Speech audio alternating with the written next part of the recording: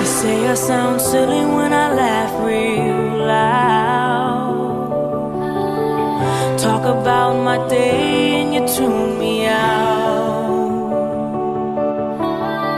You keep telling me lies to make things worse, but I don't hear you, 'cause I'm listening to his words.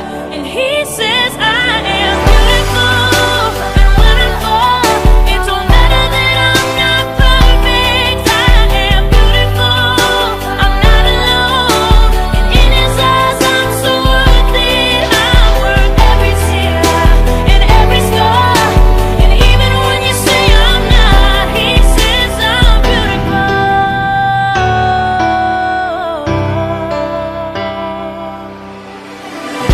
You say I'll never be good enough. Knock me down won't help me up. And you always say the right thing to make me hurt, but I don't hear you, 'cause I'm listening to his words.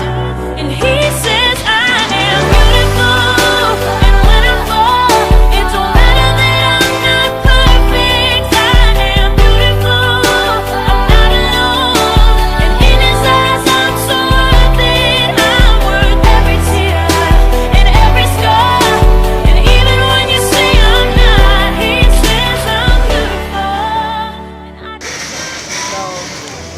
Sobrang nabago po ako ni Lord kasi po from no one, I became someone. I'm unfaithful but God still loves me unconditionally.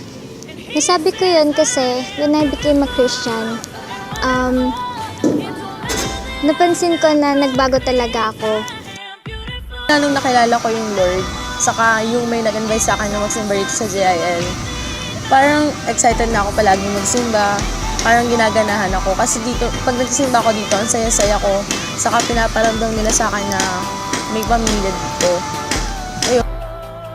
Madami na po akong natunan, tsaka madami na po nakapagbago sa akin. Tapos lagi na po akong study sa pag-aaral ko. Tapos never na po akong umuwi ng gabi. Kaya nga sobrang thankful ko na nakilala ko ang Lord kasi naintindihan ko kung ano talaga yung tama sa mali na dating napaka-immature ko ngayon, continuously nagiging mature naman. And that's all.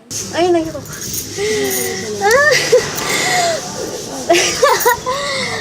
Dati kasi ang hirap.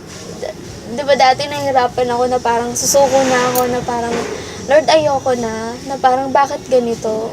Na naglilingkod naman ako sa'yo, lumalapit naman ako sa'yo, pero bakit naranasan mo yung paghihirap na to? Pero ngayon, pinaparamdam sa akin ng Lord na yung lahat ng mga pinaghirapan ko noon, para isa na rin yung para matuto ako, para alam mo yung para yung sa pinagdaanan ko dati na naging dagdag siyang inspirasyon sa sarili ko na maging masalo pa akong lumakas, na pag may problema ako ngayon hindi na ako yung tao na parang lantang dahon na pag hinangin natatangay agad, ganun. Naging strong na talaga ako sobra. Nararamdaman ko yung iba yung pagmamahal ng Lord.